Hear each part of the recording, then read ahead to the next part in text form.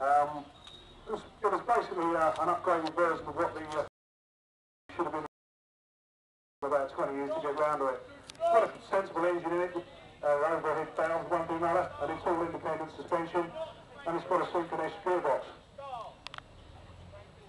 There always has to be so much shout about. The trucks you see around you are all trucks from the period. The smaller ones are what they call the 2.5 tonne, which replaced the wartime GMC, and the larger ones are 5 tonne, they're all rated at 2.5 tonne off the road, 5 tonne off the road, or 5 tonne and 10 tonne respectively on the road. In Vietnam there was not enough armour for convoy protection, and most of the stuff, everything was moved by road in Vietnam. There was no proper rail system. There was one railway went north to south. This was destroyed, more or less unusable by the mid-60s. Everything went by road. Highway 1 ran north to south, all the way from the Mekong Delta to the DMZ, as they say. And Highway 19, QL19, was a famous highway ran east to west from Queen on across to Pleiku Division, and also several special forces units. This was the 8th Transportation Group was in control of the trucks now in this area, and you'll see most of the bumper numbers on these have got 8th Group. The red band there was, this was used by the 4th Transportation. Well, the gun trucks were very individual, and they were made up by whichever crew was on them, and they designed the artwork, the armour, and all the bits and pieces, little quirks that go with them. Most of the trucks here are copies of original trucks that were out there, except Charlie here, which is a bit of a hybrid. It was the first gun truck we did, and there wasn't really much to go on, so this is a made-up name. All the other names you see are actual names for trucks that are used out there. But yours has obviously got a Colt 50 mounted in the back. That's with firepower, about 2,400 rounds a minute. You can imagine, you really didn't want to be on the receiving end of that in an ambush. The only problem with these is, it's very exposed to the loaders at the back and also the rest of the members of the crew of the truck. And it was a prime target for BC ambushes and that. If you could take this out, then you'd knock down a big portion of the enemy's firepower. But it was a very effective piece of kit. Most of the quad unit trucks, they were originally anti-aircraft units. The mount in the back would normally be mountable out the back, and they would put it in a static position. But as the BC and the NVA didn't have many planes to shoot at, most of them were bolted back in the back of trucks, and they were used for convoy support. The particular units that had these trucks were sort of like a firepower, like a fire brigade unit, and they would move up and down the roads as and where they were needed.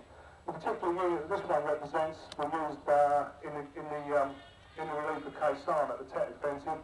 They were used on the convoy support along Highway 9 to relieve Khe Sanh.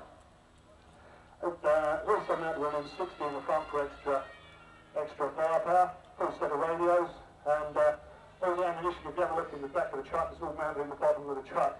These trucks would carry up to 15,000 rounds of 50 calibre.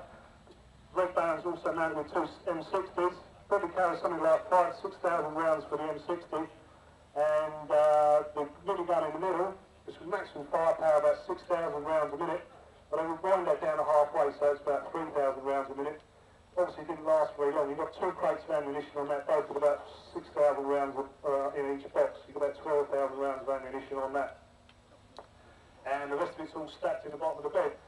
The Red Baron was a maintenance truck, so that normally followed at the back of the convoy, the spare tyres, batteries, oil filters and bits and pieces that fell off the other trucks. If they broke down, then the maintenance truck would go and tie them out of the way. Anyway, we'll move on a little bit now and make a little bit of noise. And we're going to show you some different weapons from the period. Starting with the VC, and Damon's going to demonstrate the rifle, fires around 7.62 39 round. It's the same round as the AK-47. Developed in the 50s by the Russians and copied by the Chinese. It's a very effective semi-automatic weapon. 5 to 10 round clip, which I've loaded from the top as Damon's going to demonstrate. And there's a folding spike bayonet on the front. Very effective weapon, very accurate out to about 600 to 800 yards. Hang on a second. And was commonly used by the BC and early guerrilla troops up until almost the end of the war when most of them had AK-47s. So we're going to fire this one off to give you some idea of what it's like to be close enough to lock. Right, when you're ready, Barney.